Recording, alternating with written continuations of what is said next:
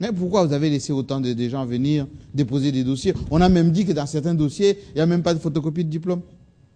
Non, non, non, non, non, non, non. Il y a des bulletins qui sont là, parce qu'il y a certaines institutions qui ne donnent pas de diplôme à temps. On donne d'abord les relevés de route et que vous avez terminé les études. Ça, on a accepté, on a demandé, vous devez aller les faire notarier et on les reçoit. Non, nous avons souffert parce que les gens ont attendu. Les gens n'ont pas cru aux élections. Ils n'ont pas cru aux élections parce qu'on devait d'abord recevoir les candidatures à partir du 4 août. Parce que nous avons demandé au bureau de l'Assemblée nationale et du Sénat d'avoir une session extraordinaire pour nous donner l'annexe à la loi. Les députés sont venus. Ils étaient encore en session. Si on commençait le 4 août, donc ils n'auront pas le temps d'aller s'enrôler chez eux. À la demande de 2 bureaux, nous avons reporté au 18 août. À partir du 18 août, nos bureaux étaient ouverts, Jean-Marie. Oui. On n'a reçu personne, les gens tournaient les doigts. C'était du 18 août au 11 septembre. Ils sont venus à la dernière minute. Et ils sont commencés à venir alors, à partir du 7. Le fameux contentieux PPRD, IDPS, avec le positionnement de plus des candidats que des postes. Pourquoi vous n'avez pas fait le travail en amont? Non, non, non, non, nous ne pouvons pas faire leur travail. Les dossiers comme on nous donne, nous les mettons là-bas et la justice fait son travail. C'est pourquoi la Cour suprême est là, c'est pour juger de tel cas. Et la justice a fait son travail. Vous avez été aussi à l'étranger, vous avez rencontré vos compatriotes de la diaspora. On sait qu'ils ne votent pas. Mais il y a beaucoup là-bas qui contestent, qui sont virulents et tout, notamment les combattants. On vous a vu avec les combattants. Qu'est-ce qui s'est passé? Les combattants ne sont pas des diables. C'est des Congolais. C'est des compatriotes. Leur méthode de violence est mauvaise et condamnable. Et moi, j'appelle ça banditisme. Mais au fond, il y a des problèmes sérieux que la nation congolaise doit adresser. Il y a des gens qui sont là, dont les parents étaient diplomates pendant des années, le travail est fini, ils sont restés là-bas, ils ne peuvent pas revenir ici, les enfants ne vont pas à l'école, il y a même des mamans qui se prostituent pour suivre en Europe. C'est des cas importants. C'est des problèmes qui rongent.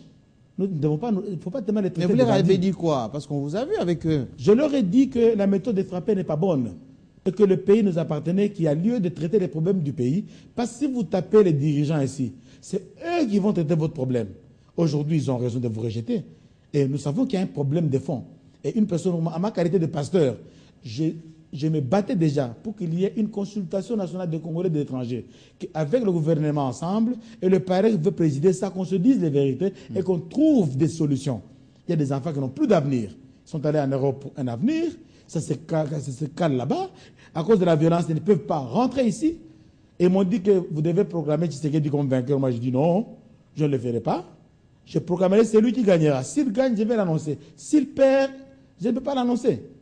Et pour savoir que je n'ai rien à gagner, j'ai l'honneur d'annoncer ici que nous avons demandé à l'ambassadeur, notre ambassadeur en Belgique, de sélectionner 20 compatriotes congolais parmi les enfants du Congo. Oui. Et je vais dire, vous serez en sécurité, venez voir les élections. Ah, ils vont venir bientôt là? Oui, comme on est suivi à observateur. Bruxelles. Hein, oui. Non, non, non, ils vont venir observer les élections et témoigner.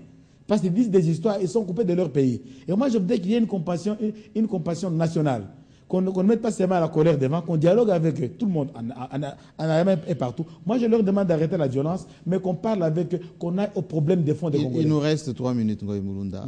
Lorsque vous avez été mis en place, la CENI donc, on vous a vu aller chez tout le monde, chez tous les politiciens, faire votre tournée.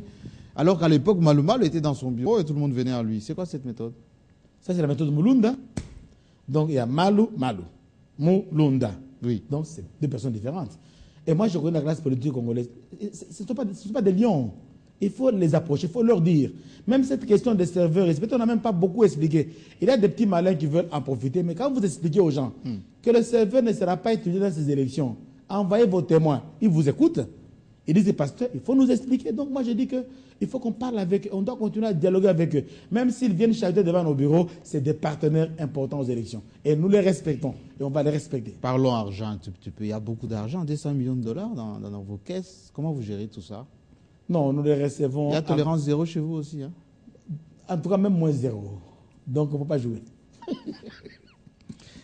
Qu'est-ce que vous poursuivez maintenant? Le paraît que vous avez permis de ramasser beaucoup d'armes. Vous avez plaidé pour la paix dans d'autres pays d'Afrique. Maintenant, vous organisez les élections les plus importantes de ce pays. Vous êtes à la tête de la CENI. Mais on vous trouve plutôt jovial. Vous n'êtes pas dépassé par les événements? Non. J'ai la paix du Christ en moi. C'est tout. Vraiment, ça c'est important. Sans la prière de tomber, mais Dieu me donne la paix. Il y a un temps où vous trouvez que tout se bloque, mais vous mettez en prière, après 3 jours, ça s'ouvre. Mais est-ce qu'il vous reste du temps d'aller à l'église et de manger, de s'occuper de vos enfants? Ce dimanche, je vais prêcher et le thème sera tenir à sa cause. Tenir fermement à sa cause. Je veux dire, j'invite le public à venir à Baraka. Je ne fais pas la publicité, mais je prêche là-bas. Baraka 141, 143. Tenir à sa cause fermement. Tu peux avoir des difficultés, tu peux même tomber, mais tiens, tu vas te relever. Aux politiciens congolais, vous dites quoi là maintenant? Je leur dis qu'ils se préparent pour les élections. Il n'y aura pas de report d'un seul jour. La campagne s'ouvre le 28 octobre. Je vais l'ouvrir. Il n'y aura pas de report, les élections auront lieu. C'est comme je l'ai dit, qui dit bâté. Ce slogan-là sorti par le bureau de la CNI n'était pas une blague, c'était une vérité. S'ils sont distraits, vont le regretter. Qui se prépare, le 28, on ouvre la campagne. C'est pour cela que nous voulons continuer à dialoguer avec eux. Il y aura un forum cette semaine des partis politiques, qu'on puisse arrondir les angles, parce que la campagne s'ouvre le 28. Est-ce que vous avez des octobre. pressions des Occidentaux, de certains milieux, qui veulent absolument que vous reportez les élections? Non, on n'a pas il y a des gens qui constatent, qui pensent que, qui n'ont pas l'information chez nous, et qui ont des informations à gauche, à droite, avec ces difficultés-là, c'est vrai, le Congo est grand, c'est monumental. Quand on n'avait pas d'explication de la source, non, ça c'est impossible. Ils ont commencé à... C'est ce qu'on appelle les centres Carter. Oui, les observateurs de Carter. Ils ont vu vraiment que c'est monumental, c'est grand, il n'y a pas de route, il n'y a pas ceci. Vraiment, surtout pour un Américain, mais ça c'est impossible, c'est invivable. Et avec votre bulletin de vote kilométrique là. Oui, alors quand on s'est expliqué, on les a appelés, voilà ce qu'il y a, voilà ce qu'on a, voilà le calendrier, voilà les programmes, voilà où nous sommes. Les unes commencent à dire, pasteur, nous devons communiquer. Donc c'est pourquoi il est important. Moi, je suis prêt à revenir, expliquer aux gens chaque jour où nous sommes, pour leur dire qu'il n'y a rien qui va nous empêcher à aller aux élections. La campagne va commencer et nous voulons une campagne apaisée, nous voulons une campagne respectueuse, nous voulons une campagne où tout le monde est libre d'aller où il veut, où elle veut. Les personnes qui vont aller dans la violence peuvent regretter que nous puissions ignorer ces résultats-là. Merci, Ngoyi Mulunda, pasteur de son État et président de la CENI. On va vous suivre de très près. Suivez-moi. Merci, merci à vous. Réaction si vous le désirez sur votre chaîne, vous avez les coordonnées. À très bientôt avec le même plaisir.